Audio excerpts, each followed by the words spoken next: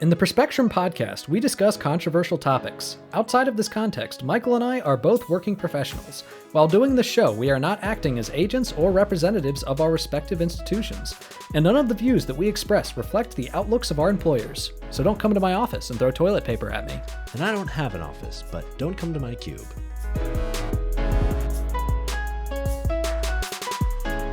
Hello and welcome to the Perspectrum. I'm Michael Bloom. And I'm Nathan Seelove. We have a jam-packed episode for you today. As we teased last week when we were talking about SCOTUS decisions, we are going to start off by talking about the Supreme Court decision about Biden's student loan forgiveness plan.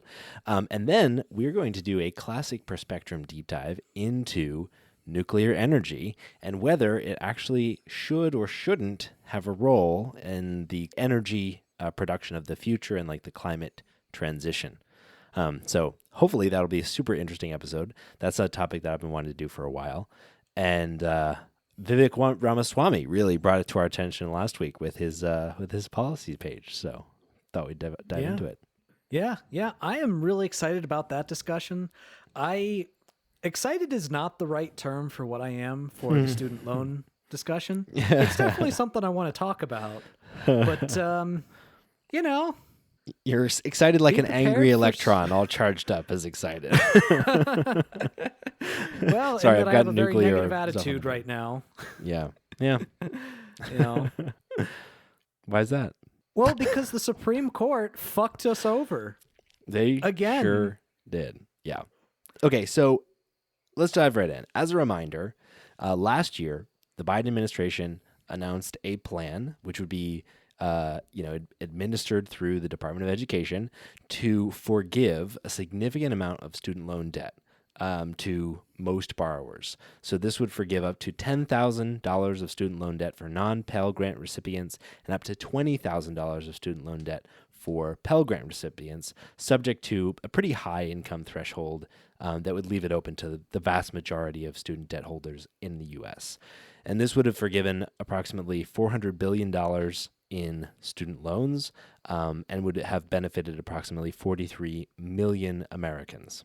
And the United States Supreme Court was like, that's too much good for one place, so we're going to go ahead and destroy that. So the legal basis, or at least the claimed legal basis from the Biden administration for being able to forgive all of that debt was under the 2003 HEROES Act, which basically gave, the Department of Education the ability to adjust or, change the terms of student loans, among many other things. But it was essentially intended to be able to allow the Department of Education to change their policies in the face of an emergency. And this was in response to, 9/11 and the war in Afghanistan. Yeah. It specifically gives the education secretary the ability to, quote, waive or modify student loan balances. Mm-hmm. Waive or modify. Which, boy, that does sound like exactly what this is. Yeah. Now, what Roberts basically argued in his opinion, he wrote the majority opinion, was that this was basically a case of the Biden administration overstepping the legislature and doing something without congressional authorization. Mm-hmm. Because according to the Constitution, Congress does have the power of the purse. Mm-hmm. And when we're talking about something as significant as student loan forgiveness, we're talking about something that should require a piece of legislation in order to authorize. So here's why that's bullshit. The HEROES Act, and this is true, is a fucking piece of legislation. And this is true. That's fucking mind blown right now. I cannot believe that. So you're saying that he bypassed Congress. Congress has the authorization to forgive student loans, and he bypassed Congress.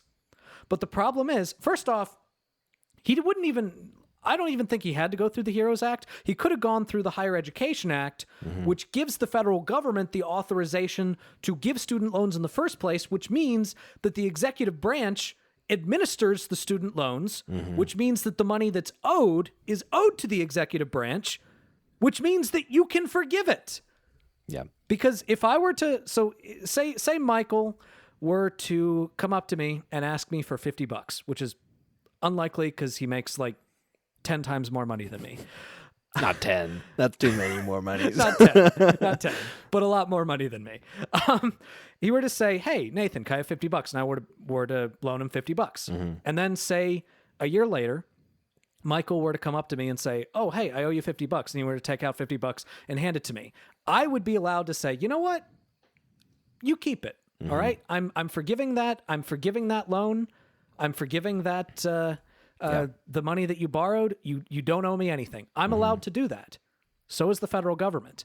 But Biden didn't even go through the Higher Education Act, which he could have. Instead, he went through the HEROES Act, which was a little bit more specific in that he tied it to the pandemic. Yes. Now, it was specifically the HEROES Act authorized these kind of additional powers in the face of an emergency. So it is more constrictive. And you can't argue, nobody can argue that the pandemic did not count as an emergency that warranted some level of student loan forgiveness, because it's something that Trump did several times. Yeah. And nobody tried to challenge it. Yeah, it's a student loan. It was clearly a national emergency that had some of the largest emergency spending ever.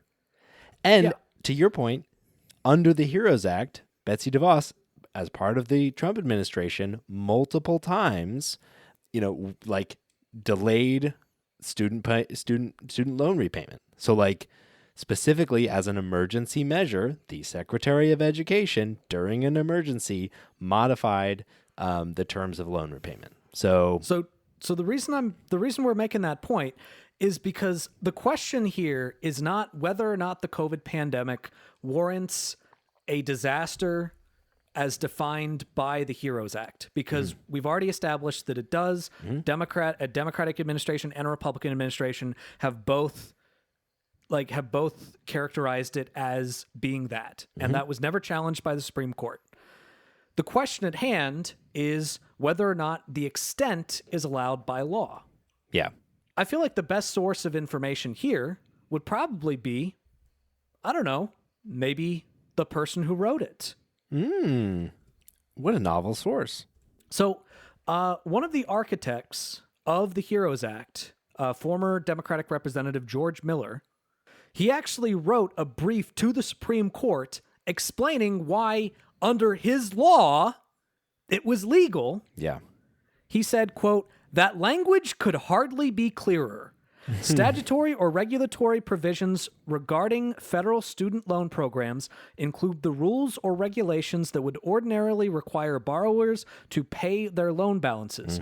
By giving officials the authority to waive those requirements in connection with a national emergency, Congress empowered officials to say that those requirements no longer apply, that borrowers no longer need to pay off the debt they owed." Congress. Yeah. Congress. Again, the question at hand here that the court's trying to argue is that Joe Biden bypassed Congress in order to just put in a policy that he agreed with. But he used congressional legislation that was clearly worded that the architect of that legislation even concurred that, yes, this is what it is fucking supposed to do. Yeah. The language could not be clearer. He said, it's not ambiguous. He said, that language could hardly be clearer. Yeah. He said that. It's so true. Like, it is yet another case, like we talked about last week, of the Supreme Court creating rationale to attempt to support a position that they've already reached. They already decided ahead of time that they needed to find some way to block Biden's student loan forgiveness plan. Again, it says waive or modify the laws and regulations governing student loan programs. And then in Robert's opinion, he recognizes that the word modify means that the Biden administration can make adjustments to existing provisions. Now, he qualifies them as modest adjustments, even though that's not in the legislation. That's not in the law. Qualify the That's amount. not in the fucking law. He just fucking makes it up. You fucking made that up. He just fucking makes it up. Yeah. And so that means that, that they're not allowed to transform them, and that the student debt relief program would, quote, create a novel and fundamentally different loan forgiveness program. Again, that sounds like a modification. Also, it says waive. Modification is not doing the work here. And in response to that, Roberts basically made the point that the Secretary of Education can waive certain loan requirements, like the procedures for loan forbearance or something like that, but can't waive the loans themselves. You made that up. That's not what the law says. Exactly. He's just fucking making that shit up. Like, even that, okay, let's modify it to say that loans have to be repaid for 1 day after they become due, and after that point, all remaining loan balance is forgiven. Currently, if you don't pay within 12 years, all remaining loan balance is forgiven. So the idea that you couldn't reduce that to 1 day is crazy. That would clearly be just an adjustment of extent, not of like the kind of the law. And that's even accepting Robert's point, right? That's even accepting his absolutely bullshit logic and limitations that he's totally just reading into a law that he disagrees with. Yeah. It's like, Look, yeah. if the issue is the only way that they could have possibly ruled against Biden's student loan forgiveness program would be if they declared that the HEROES Act was unconstitutional. Yes. All right. They claimed that what Biden did was unconstitutional because he bypassed Congress, meaning he was bypassing the whole power of the purse thing. However, he did it through a law. Yeah. So the only way that Roberts could have declared the act to be unconstitutional is to declare the law to be unconstitutional, which he did not do. Yeah. Yeah, I think it's really important to touch on one concept that is really doing all of the work. So once you go through his opinion and cut out all the bullshit about made up provisions of the law, ultimately it rests on this made up doctrine that Roberts and Thomas and the conservative wing of the court in general have been, well, really just making up out of whole cloth over the last couple of terms. And that is the major questions doctrine. And this is an invention of this court specifically designed to attempt to dismantle administrative agencies. So as we've talked about in the past, administrative agencies, as Nathan just described, are agencies that exist endowed by Congress in a piece of legislation. These agencies are created and they can then, go through rulemaking procedures in order to be able to have that kind of delegated authority from Congress to govern a specific area of law.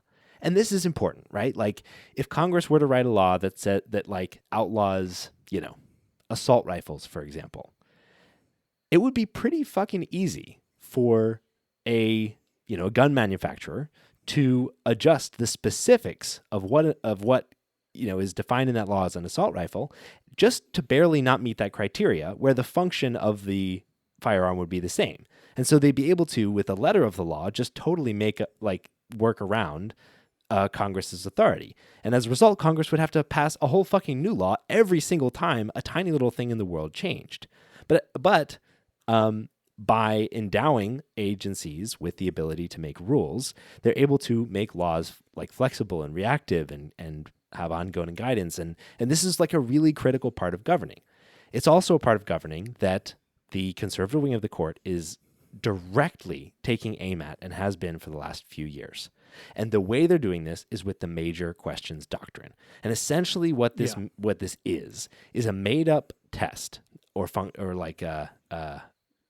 heuristic that allows them to say, hey, if an administrative agency's power has has important economic implications or is of significant political interest, right, or might be politically charged, then the power delegated to that agency or the legislation that created that agency or gives them that power must very clearly state it. Basically what they're doing is taking the legs out of the administrative agency's ability to write rules and make laws that actually govern stuff. So in this case, just out of nowhere, they just decide that $400 billion is too much money, essentially, for the administrative agency to have control over without an explicit, grant from Congress. Now, as we've already mentioned, they have it. They have that explicit grant of power from Congress. But this is just the ability for the court. Well, let me just put it in Elena Kagan's terms. So Elena Kagan, in her dissent, explained that Congress, quote, delegates to agencies often and broadly, and for a variety of reasons, ranging from the expertise of those agencies to their ability to keep up with the changing times and circumstances and the limits on Congress's own ability to address everything that needs to be done. The Supreme Court's reliance on the major questions doctrine overrules Congress's decisions about how and when to delegate. And that is a major problem, not just for governance, but for democracy too. And she went on to say that this makes the Supreme Court, quote, the arbiter, indeed the maker of national policy. Yeah. So as garbage as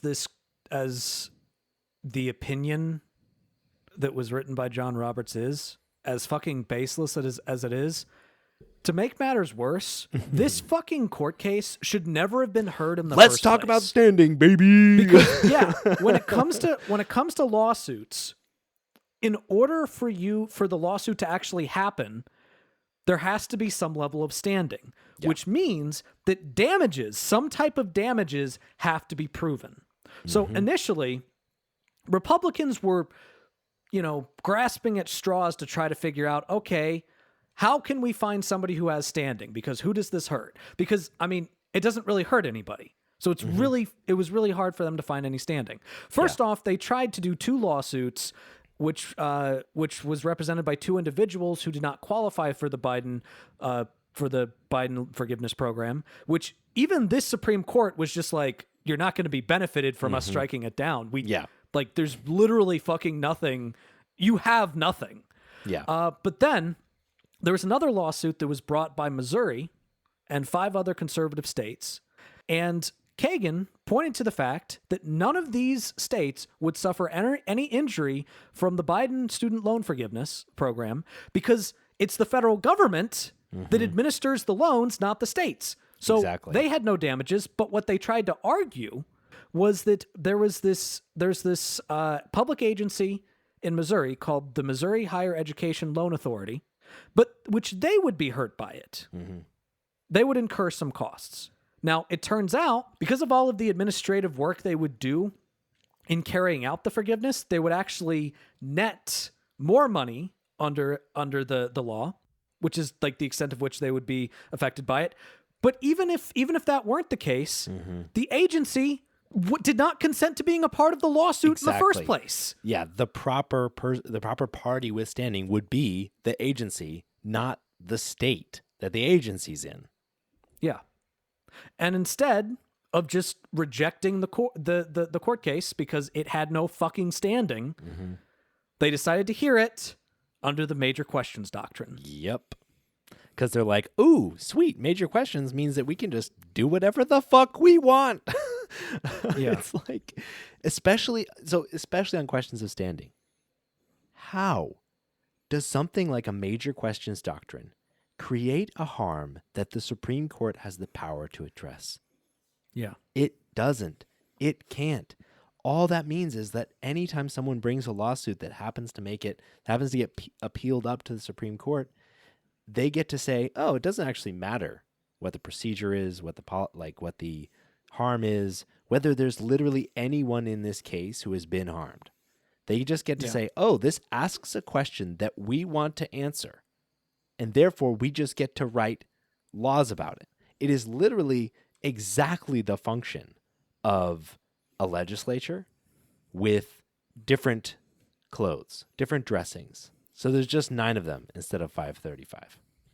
Yeah, exactly. And look, I think it's easy for someone to listen to this and think, well, you all just want student loan forgiveness to be enacted. Therefore, you would disagree with the court case no matter what the standing was. And you know what? I don't know. Maybe that's the case. But this is stupid fucking standing. That's the thing. That's the thing. Even you know what? Bring that case. bring a case with good standing, and we can test our intellectual integrity then. Yeah. Yeah. But this does not test our intellectual integrity at all. It is a garbage decision with horrible justification that just makes shit up about a law that was written by a guy who says, yes, this is the type of thing that I wrote the law for. It's so funny.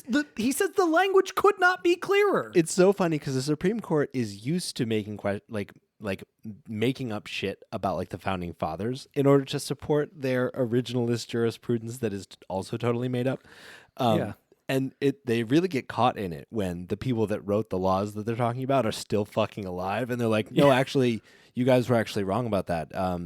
I can actually say it because I'm here. And they're like, if only we could intuit what they knew at the time. It's like, actually, I'm still alive. Hello? Yo, what is that sound? Dead. Is that a ghost? Oh, I feel the legislature's talking to me. Okay, so now it's back on Biden. Let's talk about what's going on there. Because ultimately, we still expect Biden to follow through on his campaign promises to relieve student loan debt burdens. So following this decision, they came out with what is essentially an updated repayment plan. So currently, there are provisions already that help alleviate some payment burden for student loan borrowers. So the current plan is the revised pay-as-you-earn repayment plan. And under that plan, there's a bunch of details, but the main provision is that you are only required to pay a maximum of 10% of your discretionary income, monthly income, towards an undergraduate student, student loans. And so the new plan, the main thing it would do is reduce that 10% down to a 5% cap. So 5% of your discretionary income is the cap of your monthly repayment. It would also, take everyone that's on that previous plan and put them on the new plan with the lower threshold. And it would essentially cap, set there are people that can pay $0 under the plan. And basically, if your income is at or below $15 an hour of full-time work as an individual taxpayer, your repayment would be set to zero, essentially. So there is some relief for like people that are at the really low end of the income spectrum.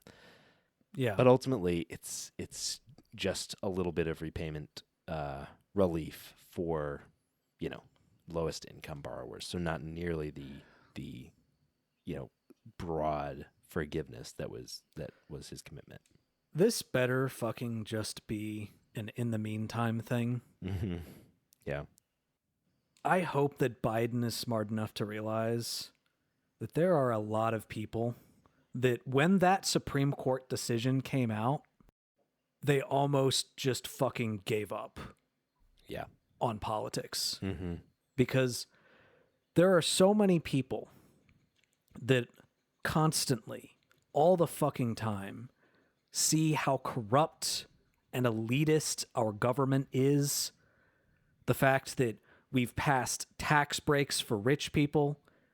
We passed the Trump tax cuts where 80% of all benefits are going to go to the top 1% after 10 years. Fucking tax breaks for people who own yachts. Like the yachts for tots bailing program, out, bailing out Wall Street. The same executives that crashed our economy and caused the 2008 recession and the subprime mortgage crisis, fucking bailing them out. And you know what? You know what? The day that this Supreme Court case came through, I wasn't even angry. I mean, I was angry, but I was just depressed for the rest of the day. I was just like, good things aren't possible. Mm-hmm. Good things are never possible. What's the point? And Biden, you really don't want your base to feel that way. Yeah. Democrats really don't want their base to feel that way. Because if we feel that way, we are not going to show up to vote. Mm-hmm. All right? And look, this is me, somebody who I actually do try to be hopeful. Mm-hmm. All right? I am constantly fighting against nihilism from my peers. Yeah. Where they come to me and they're like, hey, Nathan, what is the point? Tell me something hopeful. Like, I know that like, you follow this stuff. I know that you know what's going on. Give me something.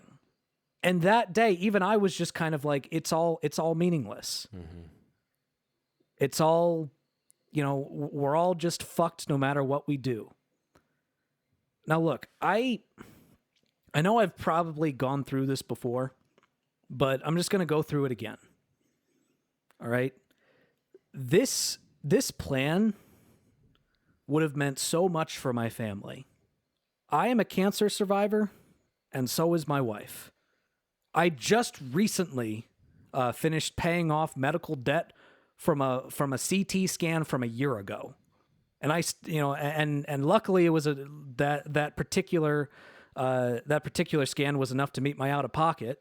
So every 3 months that I have to go to and get CT scans to make sure the cancer hasn't come back, I didn't have to pay for the rest of those because the initial one was so goddamn expensive.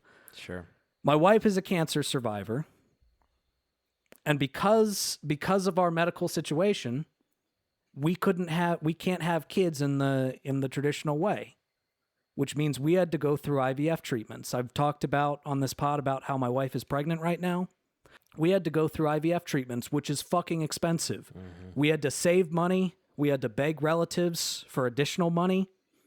In fact, the cost of IVF is about $20,000, which is how much we would have been saved by this student loan forgiveness plan. Now, I don't have any student loan debt because my parents were wealthy enough to be able to afford to cover the cost of my undergraduate degree. But my wife, she wasn't able to. Mm-hmm. She had to get student loans in order to get her degree. She had to get student loans to get her degree in social work, which, by the way, a degree in which she will be dedicating her life to helping the very people that are constantly fucked by the very system that wouldn't even give us this modest fucking degree of relief. And what would have meant so much to my family that has had to deal with so much in the last year is that it was looking like around the time that we would have our kid, we would have this massive financial relief. Instead, what's going to happen is pretty much right as we're having the kid, student loan payments are going to kick in, which means that we're going to be, as little money as that we're already going to have left over because we're going to have to pay a lot more to take care of a kid because it's fucking expensive to raise a kid. We're going to have to pay even more because Republicans wanted to fuck over people like me in order to spite the Democrats. Now, they'll have you believe that, this is a case of the Democrats trying to take money from poor people without a college degree and give them to rich people with college degrees. First off, that's bullshit because this didn't even apply for people that make under, $125,000? Yeah, for a single person, yeah. Doesn't even apply to people that make over that amount. The people that would receive the most benefits from this are the people that are either of a moderate income or a lower income. Those are the people that would benefit from this. Nobody was hurt by it. Those are the people that would benefit from this. Yeah. The reason why they try to use that framing is because they want to turn us against each other. Elites want to turn the people that are middle class or lower class, they want to turn us against each other. And they want to make us nihilistic. And we can't let them do that. As tempting as it is, we cannot let them do that. We need to keep pushing the Democrats to actually fucking do something, to actually fight. We need to make it so that Biden has to exhaust every single avenue to get us student loan forgiveness. And we need to make it clear to him that if he doesn't do that, he won't be able to depend on us. They need us more than we need them. And we need to remind them of that. That's why I'm still hopeful. Because that is the truth. They need us more than we need them. And if enough voices scream loud enough, they cannot be drowned out by all the money in the world. And now it's time for a more lighthearted segment, A Good Actually. So Nathan, what's a good actually? Well, Michael, as was probably evident from the tone at the end of our last segment, the world fucking sucks sometimes. Yeah, it does. And it's really easy for people to become nihilistic because of that. Too easy. It's really easy for people to look at the world and just decide better things are not possible, and we might as well just let the elites win because they're too insurmountable. Mm-hmm. But then sometimes, if you look around you and you look really hard, you'll see that sometimes things can work out. Sometimes better things are possible. Positive change can happen. And good actually is all around us. Wow. That's amazing. That's almost as heartwarming as how you ended our last segment. So, Nathan, I really honestly don't believe you. Yeah. I just don't believe that there's good out there. So you're going to have Really? to prove it to me. What Yeah. could possibly be good in a time so dark? Well, I'd like to turn your attention to Michigan. Also dark. Now, I don't know. one of the things that we've been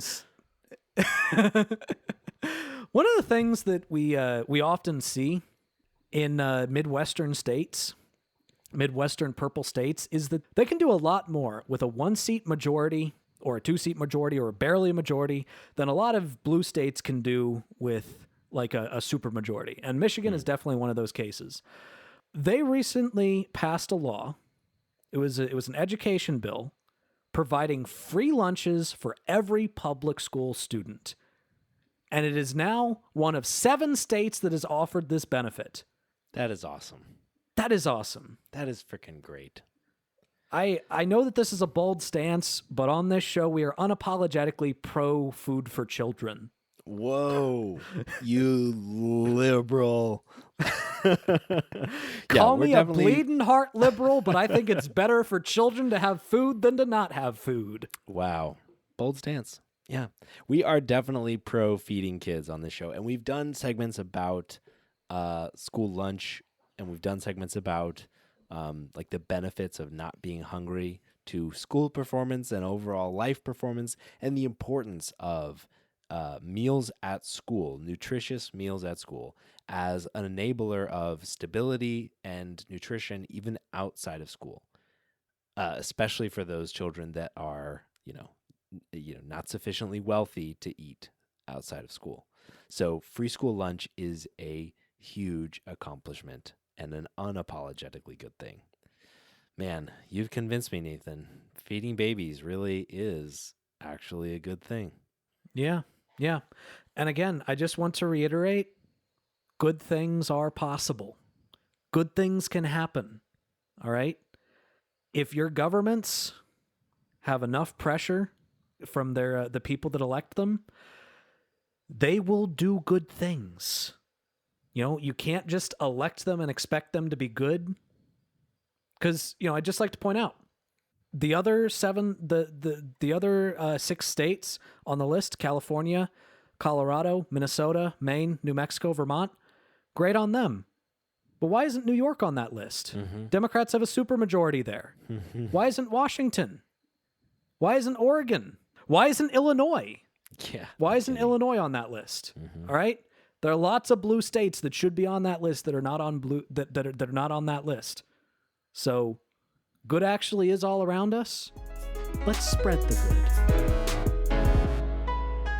For our next segment, we are diving into nuclear energy and its potential role in the climate transition, or basically in the satisfaction of our energy demands as we move from fossil fuels towards clean energy, including renewables. Before we start, I'd just like to point something out. This is a fucking complicated issue.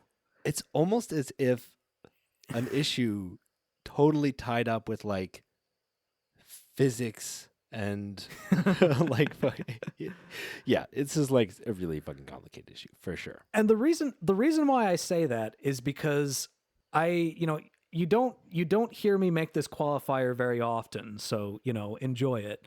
But the reason I say that is because I really do think that there are really great arguments on both sides of it. And I think that any progressive that dismisses someone who is like pro-nuclear energy as just being a, corporate stooge that doesn't care about the environment that is a extremely simplistic view of it. Absolutely. And any conservative that dismisses the concerns of progressives over the potential drawbacks of nuclear energy are also being overly simplistic. Yes. Because there are very legitimate concerns and there are very legitimate benefits. Yeah. And I don't think that whether you are pro or anti-nuclear energy has a bearing on your progressive or conservative or whatever credentials. Yeah. And it shouldn't. This should be a conversation about the science of it, Yeah. the benefits of it, and the ability to implement it. Yes. I don't think this should be a partisan battle. Now, that doesn't mean that I don't think it should be a battle. I just don't think it should be a partisan battle because there's definitely a lot to say about it. Yeah. So I just want to throw that out there. I think progressives that are against it are not like bleeding heart dumbasses. I don't think that progressives who are for it or conservatives who are for it or anybody who's for it is just doesn't care about the environment. Yeah. And I think the importance of this segment was, one, we wanted to learn about it. We wanted Yeah. to, because, we weren't sure about what our position should be on the show. But two, Yeah. this is an intensely factual question.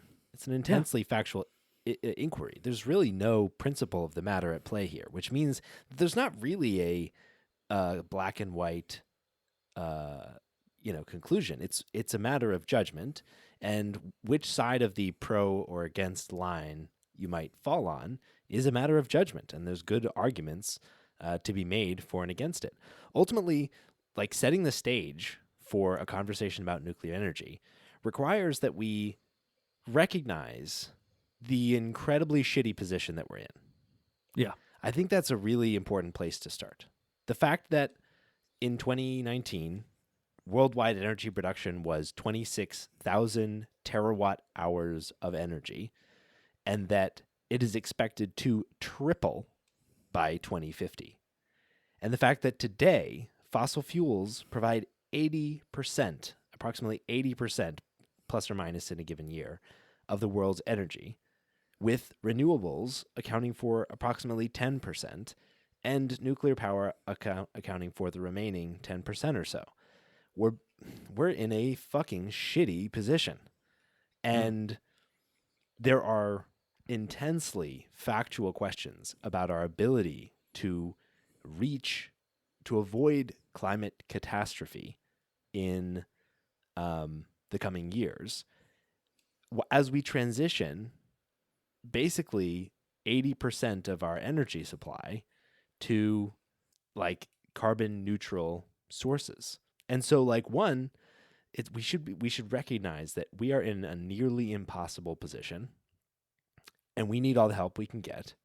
Yeah. And so questions about how to get that 80% down to zero are questions about what are the most efficient paths?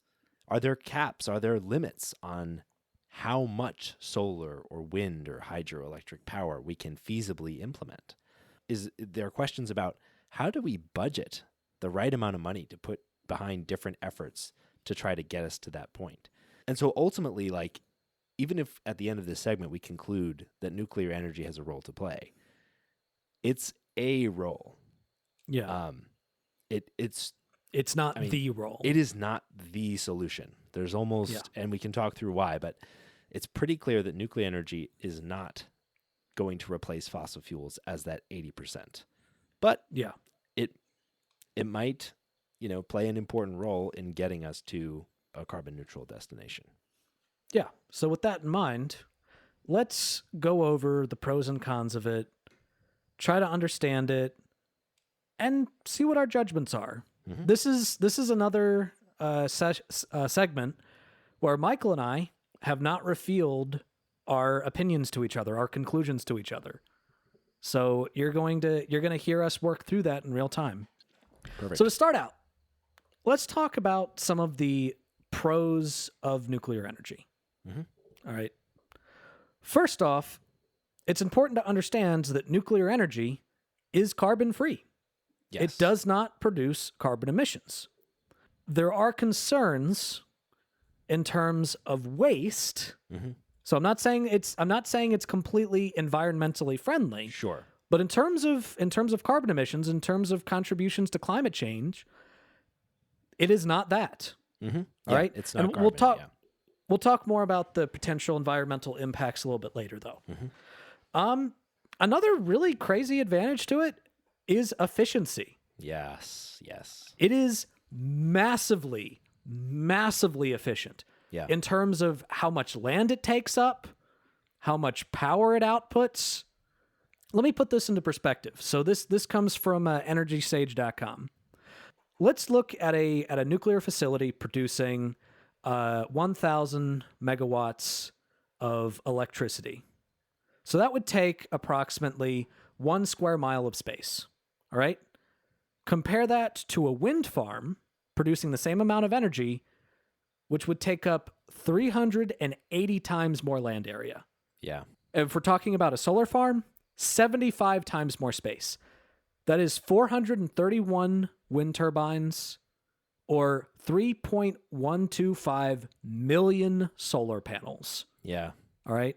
And for a nuclear facility, that's 1 square mile of space for the same energy. Yeah. That's pretty damn impressive. That is super impressive. And another thing that's kind of a double-edged sword with nuclear energy, but provides key benefits, is that it's run on fuel. Ultimately, like, typically uranium fuel that's used means that you're not dependent on external factors to be able to run your power continuously. So as people, Republicans like to bring up all the time, wind power works when the wind is blowing and solar power works when the sun is shining. And so that means that, approximately 37% of the time wind is generating power and approximately 26% of the time solar is generating power at full capacity. Whereas nuclear reactors, which are, run on fuel, are online and generating power approximately 93% of the time. Which means that in a destination, energy ecosystem where assuming our expectation is continuously available power, nuclear reactors may play an important role. It's either, it's basically that or hydroelectric power or, other ways of storing energy like batteries or biofuel or things like that. So ultimately, the consistency of nuclear power is one of its key advantages as well. Yeah. On top of that, waste, which we'll talk about in a bit, is recyclable. Yes. In fact, nuclear waste still has more than 90% of its potential energy. More than 90%. Now, currently, there are not programs in the United States to recycle nuclear fuel, but France does. Yeah. So usually what we do is we store that energy. Now, you might think, well, holy shit, Nathan. Yeah. You're storing that? You're storing nuclear radioactive bombs. material? Like how much of that shit gets created? Well, this was actually a fact that really surprised me, which is that there is very little nuclear waste in comparison to in proportion to how much energy it produces. In fact, if we combined all of the amount of spent fuel since the 1950s, which is about 90 metric tons, which sounds like a lot, but if it were all able to be stacked together, it would fit on a single football field with a depth of less than 10 yards. Yeah. That is all of the waste produced since the 1950s. Yeah. That's really not that bad. Yeah. Now, keep in mind, we're talking about a minority of our energy production, but even comparing 20%.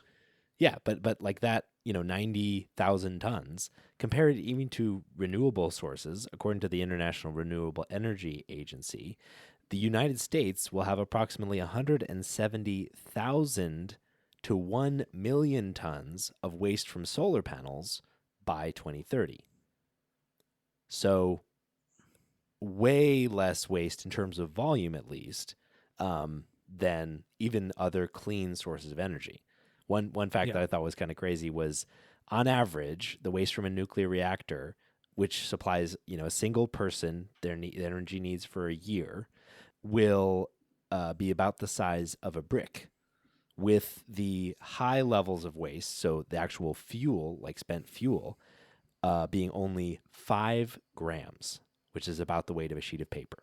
That's enough waste.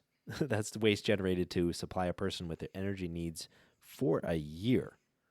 And ultimately, like energy production is our answer essentially to all of our like power needs in the future, right? We're moving towards electrification of cars and so many other things.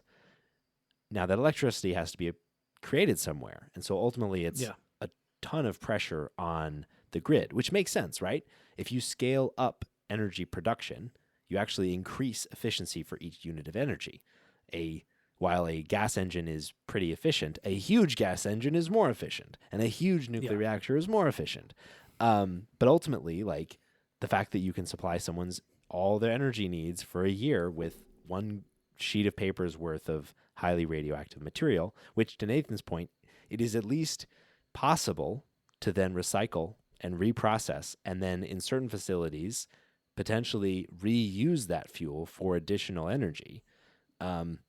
That seems like at least potential upside. Yeah. So let's talk about the potential downsides. Yeah. Because there are downsides. And there was even one that it took me a little bit of digging to find, but it is something that gave me pause, and we'll kind of work through it. So first off, I think the obvious one is that uranium is technically non-renewable. Now, I told you that like the waste can be renewed, but technically uranium itself, there is a limited amount of uranium on the surface of the Earth. It's something that can eventually be used up. Yeah. And and if we've learned anything from oil, it's that if it can be used up, it will be used up. Yeah.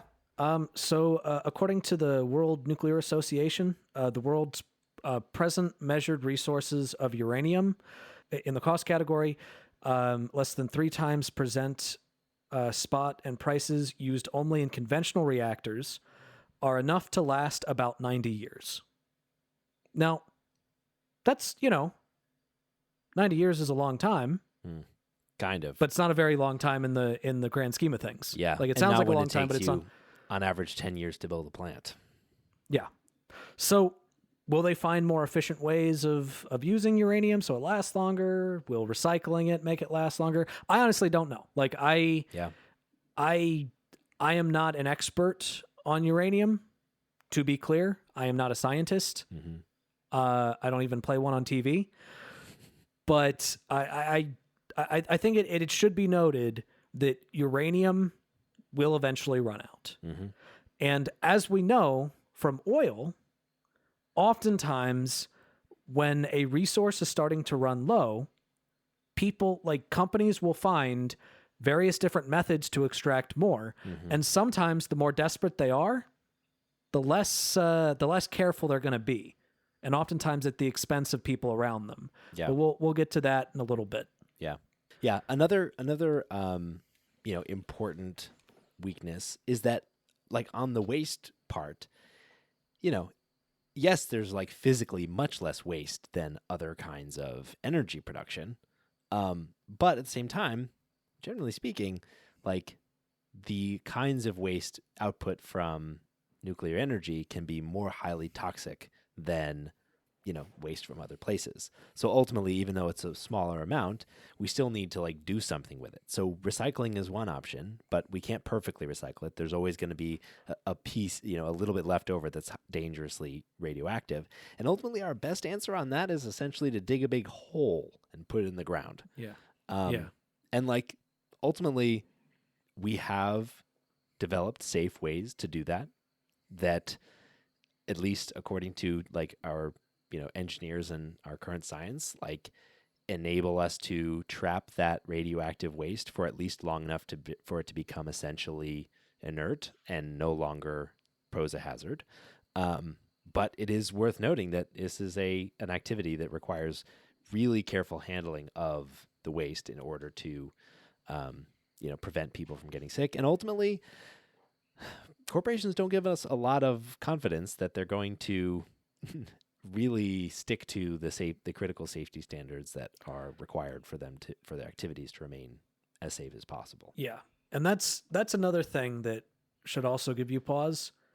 Malfunctions in a nuclear plant can be fucking devastating. Yeah, for sure. They don't happen often, but they happen. And when they do, it is devastating. Yeah. Now, when I'm looking at this, like this was the big thing that I always learned growing up was the problem with nuclear energy. And I guess what I was wondering when going into this is this kind of a case like with the Hindenburg, where it's not necessarily that the thing itself is less safe than other things. It's because the disasters gave it such bad PR that people don't want to touch it with a 10-foot pole. Yeah. And what I would say is that it's a little bit more complicated than that.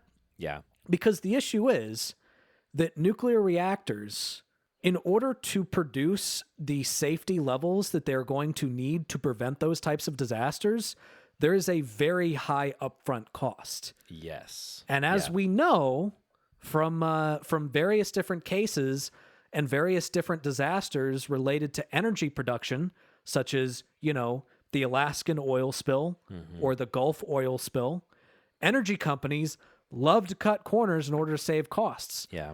And this is going to be one of those energies where there is going to be a financial incentive to cut corners. And if those corners are cut, if you thought that the Gulf oil spill was bad, I mean, take a look at Chernobyl. Yeah. Yeah. Chernobyl is a particularly powerful example just because it was so disastrous, and we continue to see the influence and the effect of that fallout even to this day. It's a little bit of a tough example because we're talking about Soviet Russia in a particularly dysfunctional time in the 1980s. Their reactor lacked safety features that were typical in other reactors at the time. And so ultimately, like, this was a very mismanaged situation. But I guess the point you're making is ultimately that's my point. Yes, exactly. Mismanagement that's my point. is the problem and is the enemy here. And ultimately, high upfront costs incentivize that. Exactly. And I kept seeing people talking about how few people died from these different disasters. Like Chernobyl, I think it was 43 confirmed deaths, which is pretty low. From 3 Mile Island and Fukushima, there's no recorded deaths at all. And 3 Mile Island was the U.S.'s worst nuclear accident, and actual radiation exposure for the 2 million people living closest to the reactor amounted to less than like a dental x-ray, at least according to some of the findings that I was reading through. And so, like, I think it is probably overblown, the toll on like human life that some of these disasters might have, except, we continue to have fallout around Chernobyl for like ecologically as a result of the disaster. So like, even if we're able to save human lives, like, it doesn't necessarily mean that there's no environmental impact here. Yes. And another thing that we need to talk about is the mining itself. Yes. The potential devastating effects of the mining. And this right here is the one that I think gave me the most pause, which is interesting because this, on a lot of websites that I went to that were talking about the pros and cons of nuclear energy, this was not discussed. And I feel like this should have been discussed because, to me, this is the most important one. This was the most harmful one. And that is the fact that there have been cases in which communities near nuclear mines were devastated by the radiation created by the mining of uranium. Interesting. So basically, there was a practice which is not done anymore, or at least it's not supposed to be done anymore, in which when you mine up the uranium ore, you put it down outside of the mine, like you stack it up outside of the mine. And what would happen was the wind would blow dust from the uranium rocks, the uranium ore, and it would get into the water supply. It would go into the air for the community.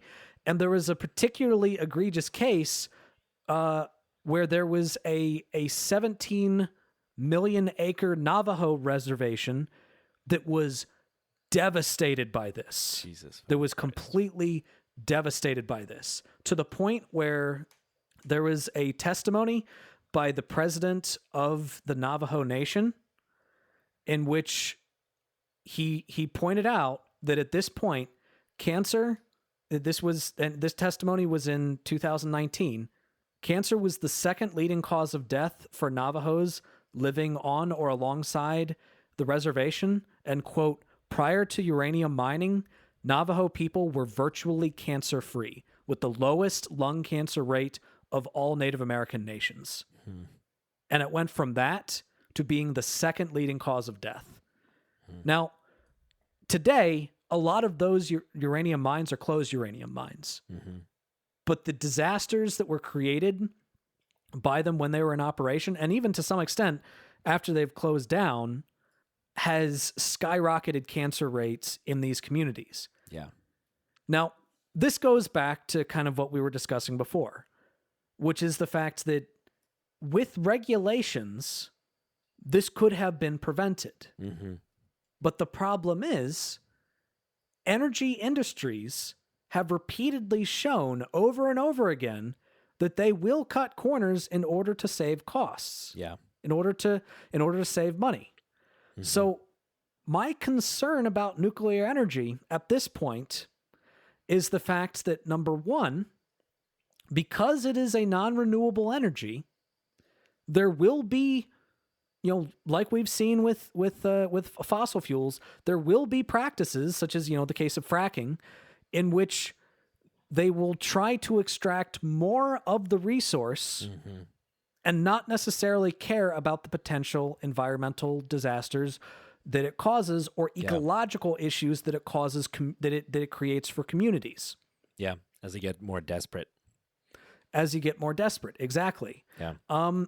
Yeah, I think one other related thing to that is, like, I think a lot of the advocacy in favor of nuclear energy really focuses on the cleanliness and the efficaciousness and the efficiency of the nuclear power plant operations and power generation in general. But to your point about the mining operation, is that, that's where all the radiation is, right? Like in actual nuclear power plants, the background radiation with, even within like a pretty near radius of the plant is like pretty much the same as background radiation. It's like a normal amount of exposure. So not elevated radiation near the power plant, which is like a huge win for nuclear advocates. But to your point about mining, like, definitely a potential for exposure around the mines. And maybe that's solved with regulation, but maybe the corners are cut. At the same time, like, operating a nuclear power plant is carbon neutral, but the construction of that plant and the mining of the ore does create carbon, at least for now, as like most of our methods for doing that kind of thing use fossil fuels and do generate carbon. So according to the Public Citizen, and a page they put together on this, a nuclear power plant takes approximately 10 to 18 years to overcome the carbon that it's like, to produce enough energy to overcome the carbon that was generated as a result of the construction and the mining related to the plant.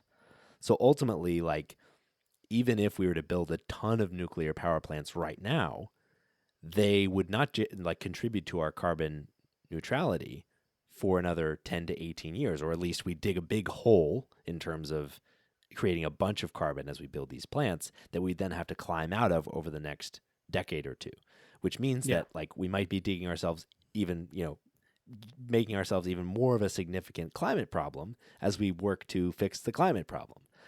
So to me, that was a big Achilles heel for nuclear power as an So option. true, but that's often the case with other renewable energies totally. as well. Yeah, So yeah, totally. I wouldn't say that that's necessarily a disadvantage of nuclear energy over other energies. And I think, the reason why that happens is because the power for the equipment usually comes from fossil fuels. Yeah. But if we're revitalizing our energy grid so it's no longer coming from that, Yep. then it's not really a problem anymore. So Yeah, it's a problem that solves itself as you continue to solve the problem. Exactly. It gets less severe over Exactly. time. So it's definitely something worth considering. It's definitely something that you got to think about, that you got to recognize. But I think it is a hole that will very gradually fill itself as we move closer to that as a solution. So So the other thing is, like, I think a lot of people have been celebrating nuclear energy as a potential, like, solution to climate change.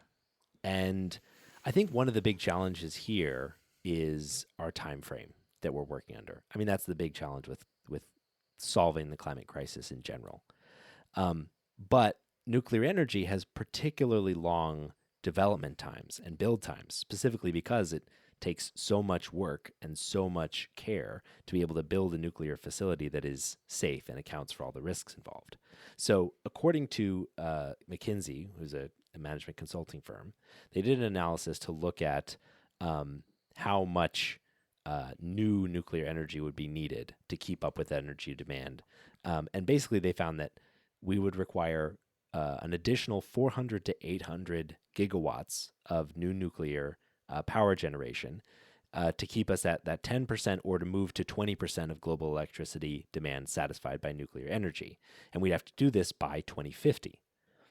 And that would require that we build another 50 gigawatts per year of new nuclear energy as we approach 2050. The problem is, at its peak, nuclear energy production only ever reached 30 gigawatts per year.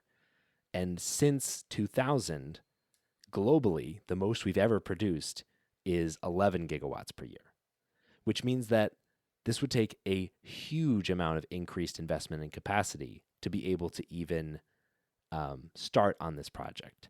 The other thing is, it's quite expensive to actually create. And so you have to have trade-off conversations between investing in nuclear versus investing in renewables, where, like, generally speaking, creating power with nuclear is at least twice to three times more expensive than it is to create power with renewables, accounting for those the build costs as well.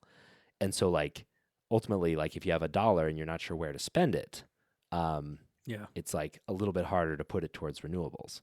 And finally, the other thing that makes me skeptical of this as, like, the ultimate kind of solution here is that it takes approximately 10 years or so in order to actually build a nuclear power plant. So even if we started right now and hit, our capacity, or like the most, our capacity needs, right? If we hit the most capacity ever produced, we still wouldn't be able to get to a point where we were even increasing the portion of energy produced by nuclear power. So, like, our ability to even follow through on nuclear remaining 10% of global energy demand is highly in doubt, much less being able to increase that to be, the solution to fossil fuels. yeah. So let's talk about our final judgments. Yeah. Michael, why don't you go first? I'll go first. Ultimately, I think nuclear energy is worth investing in. I think it's worth putting money behind. I would like to see more research as well. I think, like, looking into, how to safely reduce nuclear reactor size to make them more efficient. And I'd like to see more investment in nuclear fusion, not just fission, even though that's been, like, a pretty challenging thing to make progress on. Like, ultimately, like, I think it's a good option. As far as nuclear goes today, like, I think that it pretty much has to be, experts basically have concluded that it pretty much has to be one of the components of energy production in the future if we ever want to move fully away from fossil fuels. But I really don't think it's in any way a silver bullet, and it's got to be done really, really carefully and really thoughtfully. I think it has to be done in a bipartisan way, because it's going to take a lot of proactive, thoughtful and powerful regulation in order for it to actually work. That's very close to what I was. Damn yeah, no, you're good. You're good. So yeah. Here, what I would say is, I definitely agree with Michael that that it's definitely something that is worth investing in. I think that it is not the silver bullet, like Michael said. I think that it is something that can help alleviate climate change, and it can definitely be part of the solution. Mm-hmm. And I guess kind of the more nuanced take that I would say, the nuanced take that I think that I have on this, which was very much reflected in what Michael said, is that the biggest concerns that I'm seeing about nuclear energy is when it is not properly regulated. Mm-hmm. It's when corners are cut. It's when the methods of mining are not overseen.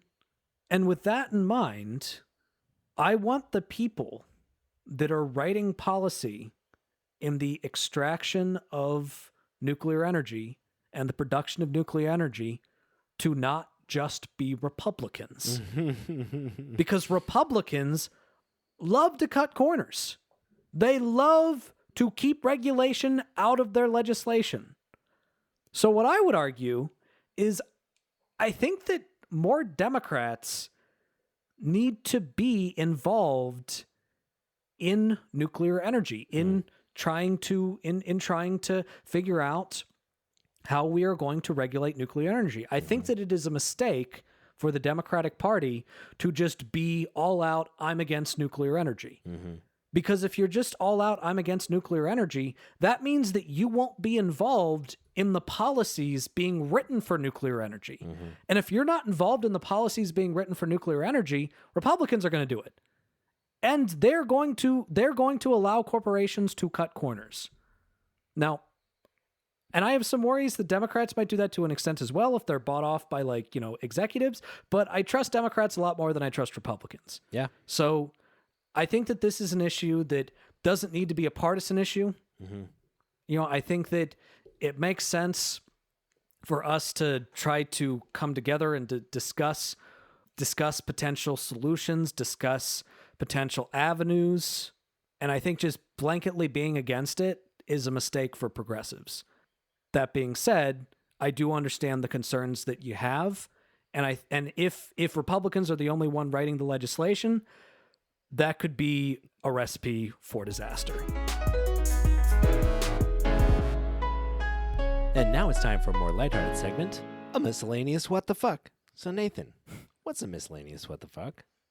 Well, Michael, we do our segments on ass hats, and we do segments on Dershowitz bags, because we like to call out people for being asses, and we like to call out people for making stupid arguments. Mm-hmm. But sometimes a story comes our way that just doesn't really fit the mold, but is still hilarious enough that we just need to talk about it. We just need to point at it and laugh at it and share it with our listeners.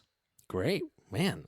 Okay, so who's not an asshole and not making a bad argument, and what could they possibly have done to miscellaneously what the fuck? Well, I do just want to be clear that sometimes a miscellaneous what the fuck is both an asshat, both an and asshole, and, yeah, both an asshole and someone who makes a stupid argument. Fair enough. So Michael, you know how it is when you're talking to somebody and they just casually bring up genocide and you just unattentively agree with them? Well, that's not an experience I've had, Nathan. But if you've had that experience, I don't want to make you feel bad. I mean, it's not a regular occurrence. I should hope not. Wait, what the fuck? Yeah, exactly. So, there was a guest host named Matthew Alvarez on the Right Side Broadcast Network, which, by the way, for a right-wing network, that's a good name. Mm-hmm. Right Side Broadcast Network, that's pretty good. Yeah, it's a nice pun. Solid job, folks. So he was at a Trump rally and he was interviewing some Trump supporters, and he was talking to one of them, and the Trump supporter said, "I'm here to guarantee Trump gets back in and gets the corruption out of the White House. It's a disgrace. Joe Biden is a disgrace to the country." And Alvarez added, He's a disgrace. So are the left and the rhinos and the globalists. And in response, the man shouted, "They can kill them all, kill them all." Which Alvarez responded by saying, "I agree with you on that." Now, Nathan, when Whoops. someone shouts at you, do you generally hear what they're saying? I mean, it depends. Because, like, okay, I wanted to give him the benefit of the doubt. We can hear it clearly because the guy's speaking into the microphone. Fair I enough. don't know if Alvarez has an earpiece in his head, you know, so maybe he didn't hear it.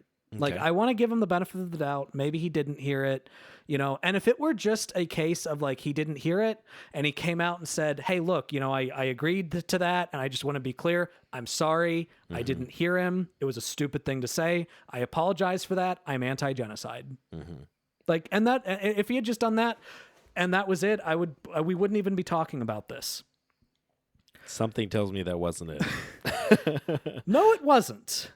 Because look, so he did come back after he realized that Twitter had kind of gone, you know, had blown up, saying, "Dude, did you just advocate for genocide?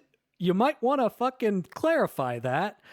He did come out and clarify it, and he said, "Now there's something trending on Twitter right now. Outside, we were interviewing a number of people who were talking about how great this country is. You know, typically how how there are people in it that need to be genocided. How great the president is, and I heard something else that was spoken. It is not something I agree with. Obviously, if there is something that happened or someone was speaking out there, I didn't hear those words spoken. And if that's where he left it, that would have been fine." But then one of his co-hosts, a guy named Brian Glenn, came in to try to speak for him, and he said, quote, "This is what many on the left do. They'll take a clip of that and they'll run with it, and all of a sudden, the statement is that you want to kill everybody or whatever. We all know that's not what you meant to get across." And then This he is leftist propaganda because they took what I said in context and then asked me if I meant it. Those leftist radicals. like, and that's the thing here. Like, if they had just left it at, "I didn't hear it, I apologize, I don't believe that," that would have been fine. But then they basically used it as an excuse to attack the left, because the left heard a dude advocating for genocide, heard a dude agree with the dude advocating for genocide, and quite reasonably were like, dude, the fuck?" Like, they're pretending like it's part of some leftist conspiracy to like put words in his mouth. They didn't put words in your mouth. You said the words, and we needed some clarification. Don't pretend this is some leftist conspiracy or some media conspiracy. You said it. You said it. Yeah. Take some responsibility. Take some personal responsibility for what you said. Like, and that right there is why we're talking about this. Just the fact that his co-host and him after this just tried to use the desire to clarify a position on genocide as an excuse to attack the left, which just shows how fundamentally dishonest these people are. You know, if you're True. like, I would be giving you the benefit of the doubt if it were just a case of like, you know, I misheard him. You know, or maybe you were zoning out for a second. You know, sometimes people zone out when they're talking, and you agree with something. Like I've been in a situation where I didn't agree with genocide, but you know, someone was talking to me, and you know, they stopped talking. And I was like, "Yeah, I know what you mean," and I totally didn't know what they meant. Yeah. Like that's happened. It's That human. happens That to a lot of happens. people. Yeah. You know. Yeah. But like, if that were to happen and someone were like, "Dude, I just advocated sure?" for genocide," Yeah. I'd immediately be like, "Oh, wait, no, never mind. No, did not mean to say that. I'm an idiot. bad. I'm an idiot." And anybody who heard me say that deserves an explanation, and they're not unreasonable for asking for an explanation. You're projecting. So congratulations to whatever the fuck that guy's name is. for Matthew being Alvarez. This week's miscellaneous What the Fuck. And now we'll end our show as we usually do with our highlights. So Nathan, what's our highlight this week? My highlight this week is actually a preemptive highlight. I don't know when this is going to be airing, but we actually recorded this earlier in the week because I'm going to be taking a family vacation with my parents, my brother, his girlfriend, and my wife to the river, and we're gonna hang out for a few days and do river activities and have fun, and I'm really looking forward to that. Sweet. That sounds awesome. Yeah. What about you, Mike? What's your highlight? I don't really know. My highlight. This past weekend was really nice. It was super chill. I got to rest up. Things are getting a little bit back to normal. They were kind of hectic there for a bit, but this week has been somewhat quiet, and that's been kind of nice. And honestly, like, I needed the break. So, it's been a pretty nice week so far. Nice, dude. Yeah. And now we'll thank all the amazing people that make this show possible. So thank you to our patrons, Kyle Chaska, Fade Out Scoop, Taylor Bloom, Tobias Janssen, and Jerry DeViller. And thank you to our incredible editor, Kayla, for all they do to make this show possible. And thank you, dear listener, for listening to The Spectrum, and you'll hear from us again